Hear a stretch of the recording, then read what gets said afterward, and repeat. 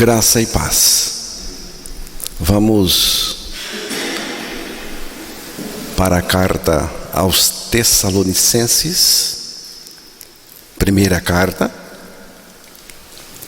capítulo de número 1, versículos de 1 a 10.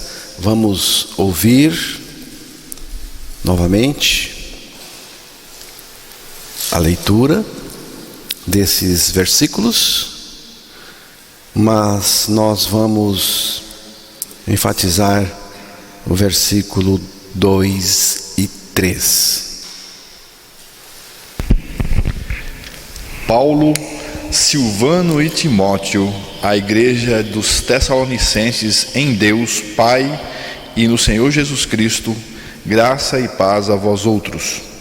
Damos sempre graças a Deus por todos vós, mencionando-vos em nossas orações e sem cessar, recordando-nos diante do nosso Deus e Pai da operosidade da vossa fé, da abnegação do vosso amor e da firmeza da vossa esperança em nosso Senhor Jesus Cristo, reconhecendo, irmãos, amados de Deus, a vossa eleição, porque o nosso Evangelho não chegou até vós tão somente em palavra, mas sobretudo em poder, no Espírito Santo e em plena convicção, assim como sabeis ter sido o nosso procedimento entre vós e por amor de vós. Com efeito, vos tornastes imitadores nossos e do Senhor, tendo recebido a palavra, posto que em meio de muita tribulação, com alegria do Espírito Santo, de sorte que vos tornaste um modelo para todos os crentes na Macedônia e na Acaia. Porque de vós repercutiu a palavra do Senhor, não só na Macedônia e Acaia, mas também por toda parte se divulgou a vossa fé para com Deus, a tal ponto de não termos necessidade de acrescentar coisa alguma, pois eles mesmos, no tocante a nós, proclamam que repercussão teve o nosso ingresso no vosso meio, e como deixando os ídolos vos convertesses a Deus, para servirdes o Deus vivo e verdadeiro, e para aguardardes dos céus o seu Filho, a quem ele ressuscitou dentre os mortos, Jesus, que nos livra da ira vindoura. Que Deus revele a sua palavra aos nossos corações. Conta uma lenda que um homem andando encontrou o celeiro do diabo e viu onde ele guardava as suas sementes e percebeu que havia uma grande quantidade de semente do desânimo. Então, curioso, perguntou ao diabo: em que terreno prolifera mais e prolifera menos a semente do desânimo, e em que terreno esta semente não produz nada? O diabo respondeu: o lugar onde a semente do desânimo não prolifera é no coração grato. No coração grato, essa semente não tem nenhuma condição de crescer. Ingratidão é coisa do demônio mesmo. Diante de Deus, eu preciso me apresentar sempre com gratidão e ações de graça. Diante de Deus, eu preciso sempre agradecer a Ele. Agradecer porque nós não merecíamos nada. E Ele nos deu tudo. Por causa do pecado, eu perdi todos os meus direitos. Eu perdi tudo. Por causa do pecado, eu perdi tudo. Eu não tenho nenhum direito. O meu prêmio era o inferno, por direito e por merecimento. É para onde os meus méritos e merecimentos e direitos me levam. No céu, nós vamos entrar no reino de Deus, no céu, pelos méritos e virtudes de Jesus Cristo. Nós vamos para lá na garupa dele. Mas nem a garupa dele eu merecia. É por causa da sua misericórdia e da sua graça. É porque ele é amoroso, misericordioso, gracioso e bom comigo. Misericórdia e graça são duas palavras importantíssimas no programa da salvação de Deus. Misericórdia é Deus não nos tratando como nós merecemos ser tratados por Ele. É não nos dar o que nós merecemos. Misericórdia tem a ver com isso. Graça é Deus nos dando o prêmio que eu não merecia.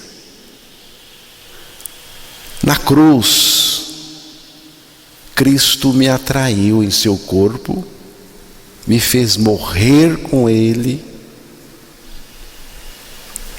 tirando o meu pecado, tirando a minha culpa, tirando a minha condenação. É misericórdia.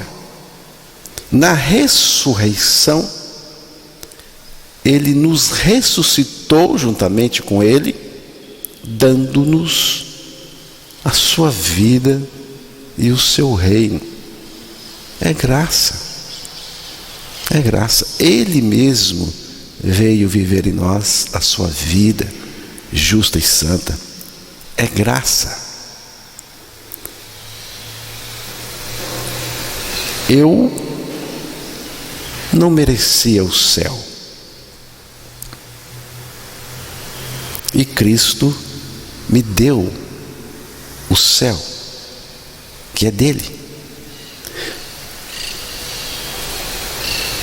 Eu não merecia nada.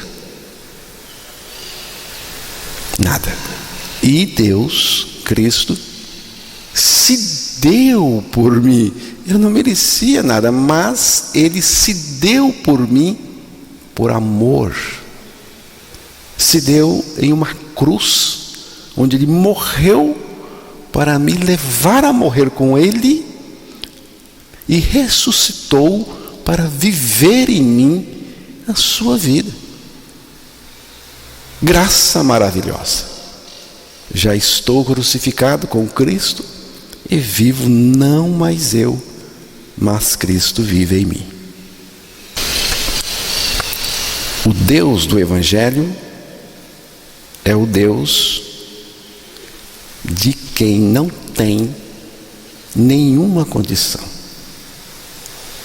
Nenhuma. Ele é Deus dos falidos. De gente que não tem condições nenhuma. Não há salvação para ninguém na base de méritos pessoais, qualidades, valores e competência. Não, salvação não é nessa base. Por causa do pecado, a nossa condição era de rejeição diante de Deus.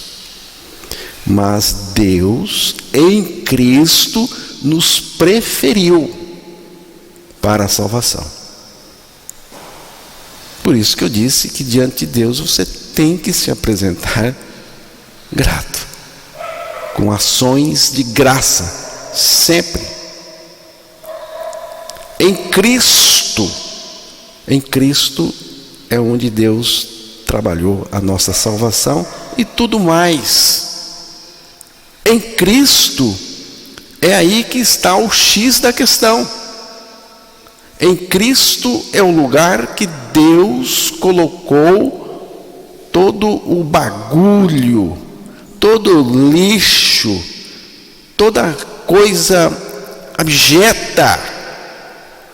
Mas em Cristo Ele salva de tudo isso.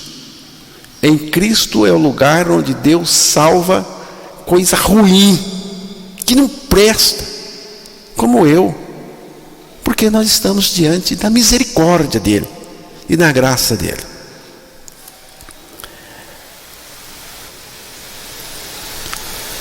Entra em Cristo o que não presta, estragado, velho, nojento, e sai nova criatura. Porque se alguém está em Cristo, nova criatura é. As coisas velhas já passaram, eis que tudo se fez novo. Jesus é a fábrica de tratar pecadores, de tratar gente suja no coração. Apocalipse 1:5.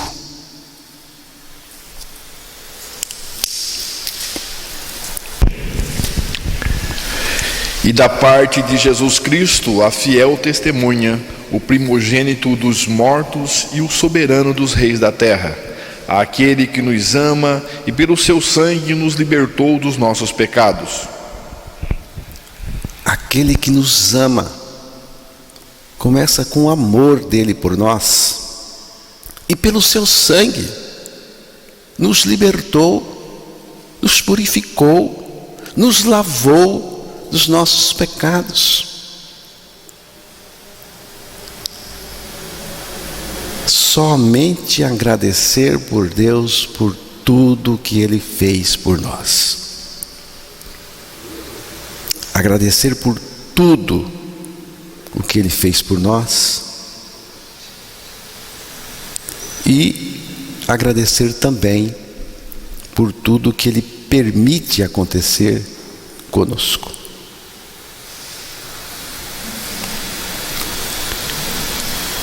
Paulo, depois de fazer a sua saudação inicial e mostrar a igreja de Deus, a igreja em Cristo, ele demonstra a sua imensa gratidão a Deus, dizendo: damos sempre graças a Deus. Qual é a linguagem de uma pessoa que crê, a sua identificação, a sua união com Cristo e com Deus? Qual é a linguagem de uma pessoa que crê em Cristo como o seu tudo? Qual é a linguagem de um liberto que vive dependendo da suficiência de Cristo o tempo todo?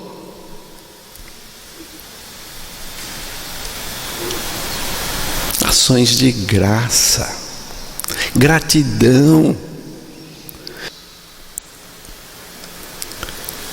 Ainda que nada esteja dando certo na minha vida. Isso não pode roubar de mim a minha gratidão. Efésios capítulo 5, verso 20.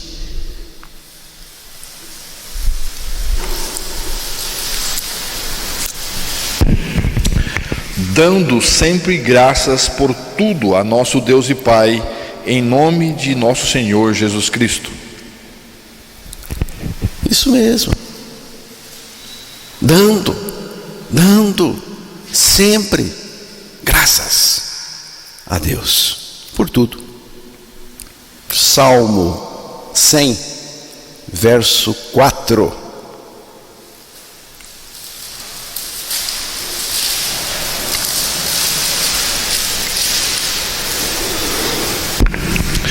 Entrai por suas portas com ações de graças e nos seus átrios com hinos de louvor.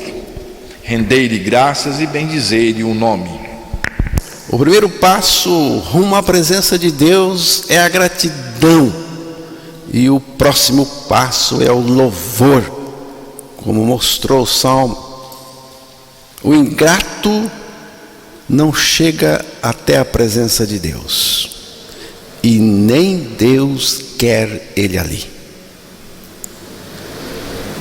Como que nós podemos chegar à presença de Deus? Primeiro, crendo a nossa união com Cristo, a nossa morte e ressurreição com Cristo, e com gratidão no coração e louvor nos lábios. O louvor que brota também do coração, porque nós temos que louvar a Deus de coração, depois com a voz, mas o louvor tem que sair do coração. Damos sempre graças a Deus por todos vós, mencionando-vos em nossas orações e sem cessar.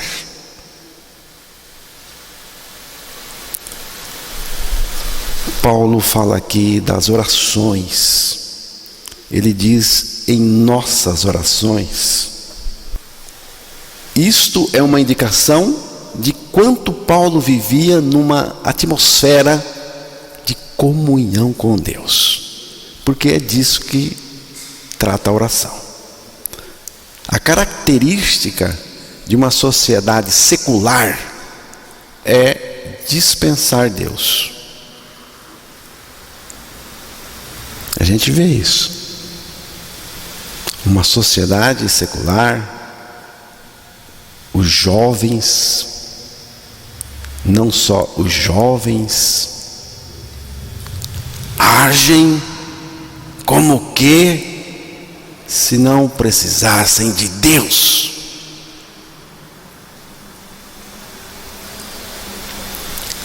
A oração representa que eu preciso de Deus, que eu dependo de Deus.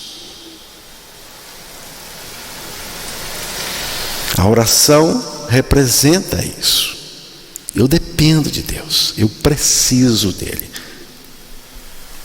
A característica da pessoa que não depende de Deus é a autossuficiência. E a tendência é mesmo descartar Deus.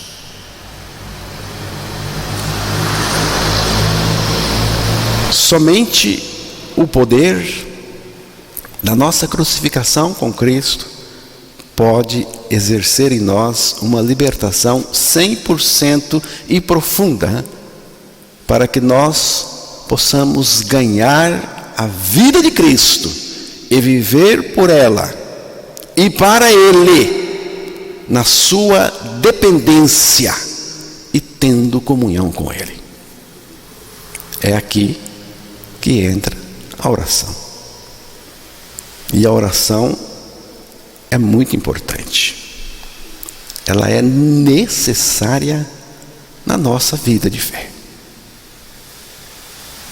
Então, irmãos, a característica de uma pessoa ou sociedade que não ora é a característica de que Deus não é necessário. Chegamos neste ponto horrível, catastrófico. Deus não é necessário. Jesus Cristo não é necessário.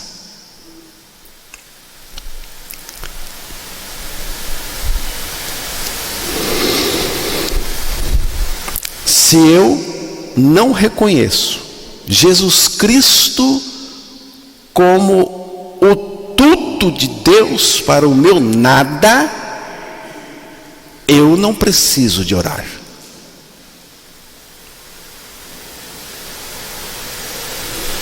A oração é um relacionamento íntimo de comunhão com o nosso Deus, na dependência dele, dependendo totalmente dele. E quando colocamos as nossas petições, os nossos pedidos diante de Deus, como Paulo estava fazendo, fazemos com ações de graça diante de Deus. Orar ao Pai em nome do Senhor Jesus Cristo, por meio do Espírito Santo, em todo o tempo, sem ansiedade, colocando todas as petições diante de Deus com ações de graça. É o que Paulo e os seus companheiros estavam fazendo. Damos sempre graças a Deus por todos vós, mencionando-vos em nossas orações e sem cessar. Esse sem cessar aqui diz respeito à dependência de Paulo diante de Deus, a oração, a dependência dele, como que ele via a oração, a comunhão, a intimidade com Deus. Esses três homens, Paulo, Silvano e Timóteo, começam agradecendo a Deus pelos irmãos tessalonicenses. O foco aqui é a gratidão deles diante de Deus. E eles estão também agradecendo por aqueles irmãos. Eles estavam agradecendo a Deus por aqueles irmãos especialmente. Eles tinham motivo para dar uma choradinha, mas optaram pelas ações de graças. Primeira carta aos Tessalonicenses 5,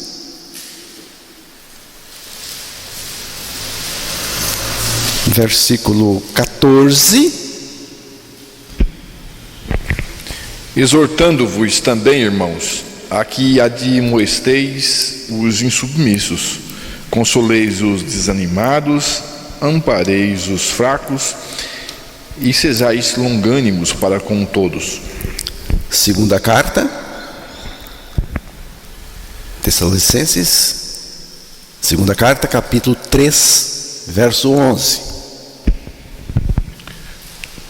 Pois, de fato, estamos informados de que entre vós há pessoas que andam desordenadamente, não trabalhando, antes se intrometem na vida alheia. Então, tinha gente que andava desordenadamente, como Paulo chamou. Não trabalhando, antes se intrometendo na vida alheia. Tinha insubmissos. Então, irmãos, tinha dificuldade? Tinha. Tinha preocupações? Tinha. Tinha quem andava desordenadamente? Tinha. Tinha quem não queria trabalhar? Tinha. Tinha quem se intromete na vida alheia? Tinha. Tinha fofoqueiro? Tinha.